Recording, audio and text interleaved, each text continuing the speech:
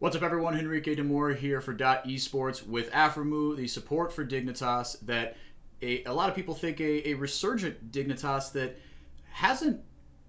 I think some people would say that you guys have punched above your weight, and myself included. How do you feel about that kind of sentiment? Do you think that that's accurate or maybe a bit disingenuous? How have you navigated expectations throughout this season? Oh, I don't really think about that too much. It's whatever. We're just taking it day by day, doing our best against every team we come up against. So it's just important we get a lot of games under our belt, especially stage games, so that we're able to move forward and keep getting better. Has there been that much of a difference on kind of stage games, given that there is no actual stage? I mean, people always talk about the difference between scrims and on stage and whatnot, and it seems like that because that distinction has kind of continued even through COVID, that it is a lot more mental than some might think. You're asking if the stage games are more mental Yeah, that than like like actual the, ones? the the distinction of a stage game, given that there is no actual stage. You think that it is a lot more mental, given that you play kind of where you scrim, right? Mm-hmm. Uh, yeah, I would say it's about the same. I can't speak for everybody else, but since I've been playing for 10 years, I've been playing online tournaments from, the practice place too. So Right. I'm pretty used to it already. And, it's still different than, going up on stage. Only difference is, the atmosphere of, having a crowd watching you and cheering. That would be about it. Okay, fair enough. Now, for you specifically, like I said, you've been playing for a long, long time. Whether it was like Stixay in 2016, even Cody's son when he was still coming into the league, Johnson last year, and now Neo this year. You've really taken on that mentor role, and the rookie ADC and veteran support archetype is something that a lot of people found a lot of success in. Is that something Mm. that you really enjoy when you play with all these different guys? Well, whoever I play with, it's fun. Yeah, it's just important, you get on the same page and you're able to perform because, that's why we're here. And in playing, it just so happens, rookie AD carry, veteran support, archetype type deal. Something we do it on, people do it on purpose, it just happens, the type of style a player has, I prefer playing, aggressive most of the time, making sure we take every opportunity to fight, and whoever fits that bill, that's important. So Neo does great in that regard. Yeah, moving to Neo, it feels like when you have a rookie AD carry, it's a lot easier to kind of tone down aggression than teach it, and kind Mm-hmm. of that mechanical, wanting to go in, wanting to take advantage of openings when you see them. With Neo himself, I feel like, and maybe this is just my perception, that as far as guys like you've got Tactical, Johnson, FBI, and all these kind of rookie North American ADCs. Neo, I feel like, has kind of fallen by the wayside a little bit, or at least he was until you guys started just rattling off the wins. How do you feel about that, and why do you think he could kind of rise up to that level of notoriety and being in that conversation as like a really legit NA rookie? I think it's normal. Nobody really had him on anyone's radar, so I don't want to say a nobody, but yeah, nobody really looked at him, in the off season. Maybe Academy did, but for LCS, not too much. So it's just important, you do your scouting well. That's what we did, and we're able to find Neo's his high mechanical ceiling, good understanding of the game. Always wants to, play aggressive and stuff like that.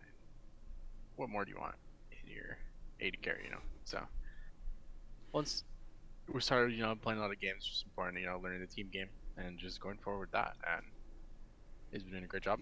We did lose to C9 today, so that blows, but it is what it is. Yeah, they are. They're a heck of a team. They're playing on one right now. Mm. With Neo himself, I mean, what's something that I don't know, I mean, has it been more taking kind of what he's got and honing that, or has there been anything that you've had to?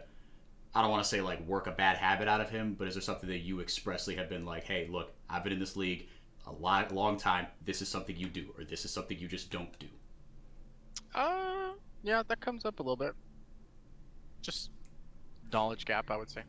Sure. And you just do your best to remedy, if we're making, the mistakes that I've seen from before in the past. And since I already have the knowledge, you just say what is, the right move to do in this situation, because I've been there, and just helps you learn a lot faster when that does happen. But the meta is always changing, so you just have to be on top of it as a bottom lane. I think that's something that you consistently have to do. since meta's always rotating and stuff like that. And it's important to have a good relationship and be able to have good conversation where, you know, people play matchups differently in every single region, you know, whatever it is. It could be, you know, Philios, Thresh, you know, Kalista, whatever. And some players just know how to push it harder than others, and vice versa. So I think that would be the only hard part about being a bottom lane, is if you can get through that process. Sure.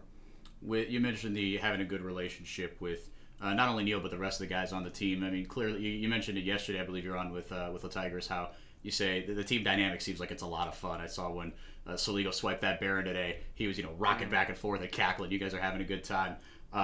Maybe this is a silly question, but do you feel like the importance of, especially for someone like you who's been on good teams, bad teams, worlds, you've been through it all. Do you think that the importance of just enjoying what you do has heightened or diminished any as you've gotten deeper into your career? Heightened or diminished? No, it's been the same.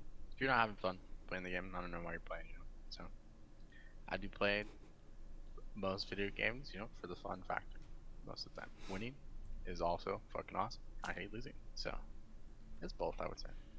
Okay. But yeah, if you're not having fun, I mean, it's just fucking dreadful. So. Yeah, no, I mean, I agree with you, but I'm not, my paycheck doesn't live and die by that, so I appreciate to hear you say that. Last one here, kind of zooming out for the whole dynamic of Dignitas. You and Dardoch are two of the most senior figures in the LCS with three younger guys. What do you see your and Dardoch's roles on the team as? Do you view them as, differently in any way given you and Dardoch's personalities, or are they just kind of the same and there's two of you so you can, I don't know, relate to more people more?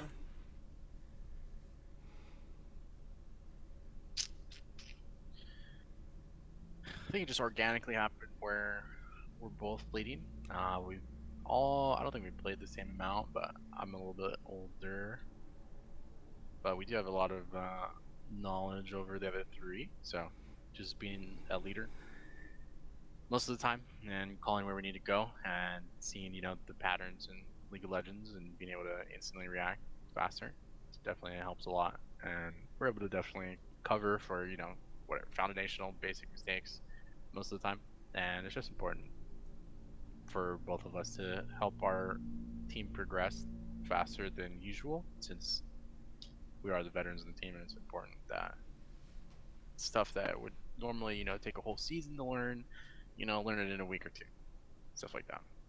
So we're definitely taking the reins on that. Sure.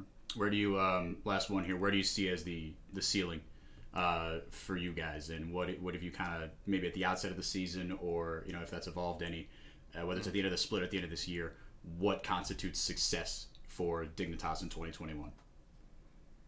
I think just currently our goal is to get as many wins as we can. We're already are at the same wins we had last split, so it's a good start, and it's early on in the season.